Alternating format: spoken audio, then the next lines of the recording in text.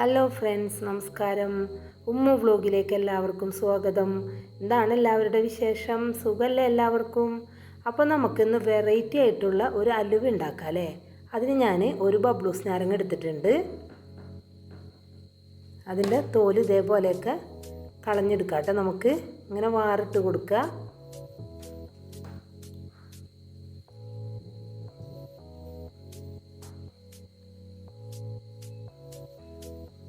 കൈ വെച്ച് ഇതേപോലെ എടുക്കാട്ടോ നമുക്ക്. അങ്ങനെ എല്ലാ തോലും ഞാൻ കളഞ്ഞെടുത്തിട്ടുണ്ട്.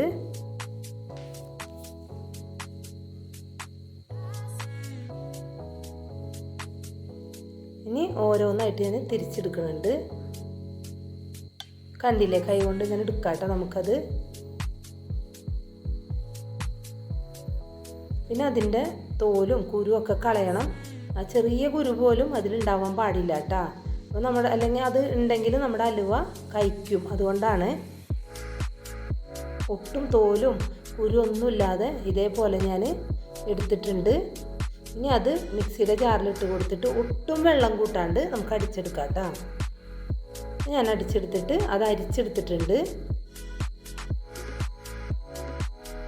ഒരു നാളികേരത്തിൻ്റെ പാലെടുത്തിട്ടുണ്ട്.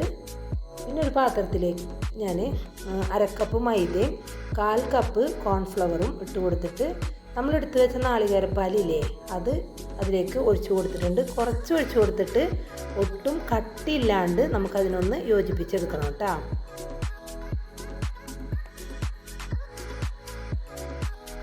കണ്ടില്ലേ, ഇതേപോലെ എടുത്തിട്ടുണ്ട്. പിന്നെ ബാക്കിയുള്ള നാളികേരപ്പാലും ഞാൻ ഇതിലേക്ക് ഒഴിച്ചു കൊടുക്കുന്നുണ്ട്. പിന്നെ ഒരു പാത്രം അടുപ്പത്ത് വെച്ചിട്ട് അതിലേക്ക് 3 ടീസ്പൂൺ നെയ്യ് ഒഴിച്ച് കൊടുത്തിട്ടുണ്ട്. നെയ്യ് നല്ലപോലെ തന്നെ ചൂടായി വന്നപ്പോൾ അതിലേക്ക് നമ്മൾ എടുത്തു വെച്ച ജ്യൂസ് ഇല്ലേ അതും ഒഴിച്ച് കൊടുത്തിട്ടുണ്ട്. നല്ലപോലെ ഒന്ന് തിളച്ച് വരട്ടെ കേട്ടോ. അപ്പോൾ നല്ലപോലെ തന്നെ തിളച്ച് വന്നപ്പോൾ ഞാനിതിലേക്ക് 1.5 കപ്പ് പഞ്ചസാര ഇട്ട് കൊടുക്കുന്നുണ്ട്. അതൊന്ന് ഇളക്കി കൊടുക്കുന്നുണ്ട് കേട്ടോ. പിന്നെ ഇതിലേക്ക് ഞാൻ ഒരു പിഞ്ച് ഉപ്പിട്ട് കൊടുക്കുന്നുണ്ട്. നമ്മുടെ മധുരത്തിനൊന്ന് ബാലൻസ് ചെയ്യാൻ വേണ്ടിയിട്ടാണ്. ഇനി അത് നല്ലപോലെ തന്നെ ഒന്ന് തിളച്ച് വറ്റി വരട്ടെ കേട്ടോ. കണ്ടില്ലേ, നല്ലപോലെ തന്നെ തിളച്ച് വറ്റിയൊക്കെ വന്നിട്ടുണ്ട്. അപ്പോൾ നമ്മൾ എടുത്ത് വെച്ചില്ലേ നാളികേരപ്പാലും മൈദയും കോൺഫ്ലവറും അത് ഇതിലേക്ക് ഒഴിച്ചു കൊടുക്കുകയാണ്. അപ്പോൾ അത് നല്ലപോലെ തന്നെ ഇളക്കിയിട്ട് വേണം ഒഴിച്ചു കൊടുക്കാനായിട്ടോ.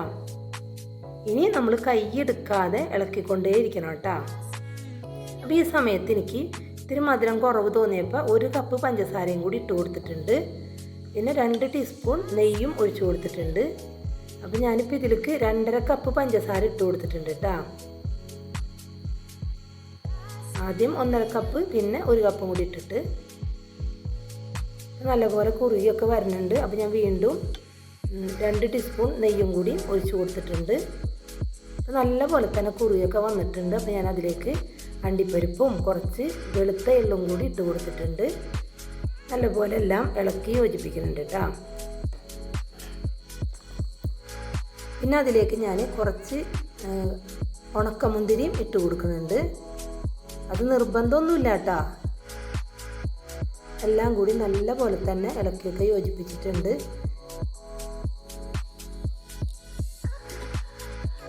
ഈ സമയത്ത് ഞാൻ 2 ടീസ്പൂൺ നെയ്യും കൂടി ഒഴിച്ചു കൊടുത്തിട്ടുണ്ട്. നിങ്ങൾക്ക് വേണമെങ്കിൽ ഇത് വെളിച്ചെണ്ണ ഒഴിച്ചു കൊടുത്താലും മതിയിട്ട്. ഇങ്ങനെ വേറൊരു പാത്രത്തിൽ ഞാൻ നെയ്യൊക്കെ പരട്ടി അതിലേക്ക് കുറച്ച് അണ്ടിപ്പരിപ്പും ഉണക്കമുന്തിരിയും പിന്നെ കുറച്ച് വെളുത്ത എള്ളൊക്കെ ഇട്ട് മാറ്റി വെച്ചിട്ടുണ്ട്. നമ്മുടെ പാത്രത്തിൽ നിന്ന് ചുറ്റൊക്കെ വന്നു തുടങ്ങിയിട്ടുണ്ട്.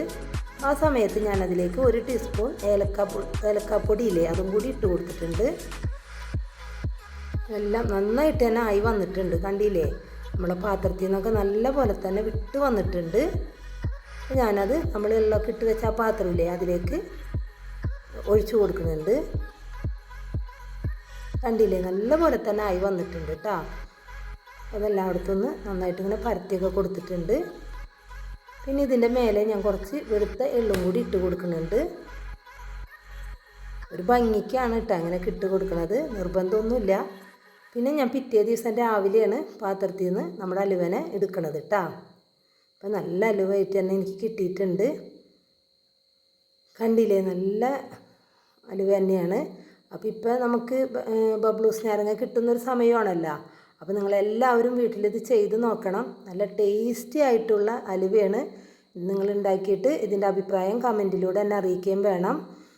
അപ്പോൾ എൻ്റെ വീഡിയോ ആദ്യമായിട്ട് കാണുന്നവരാണെങ്കിൽ എന്നെ സബ്സ്ക്രൈബ് ചെയ്യാനും ലൈക്ക് ചെയ്യാനും ഷെയർ ചെയ്യാനും മറക്കരുത്. എന്നെ സപ്പോർട്ട് ചെയ്യണേ. അടുത്തൊരു വീഡിയോ ആയിട്ട് ഞാൻ വരുന്നതാണ്. അപ്പോൾ എൻ്റെ വീഡിയോ കാണുന്ന എല്ലാവർക്കും നന്ദി, നമസ്കാരം.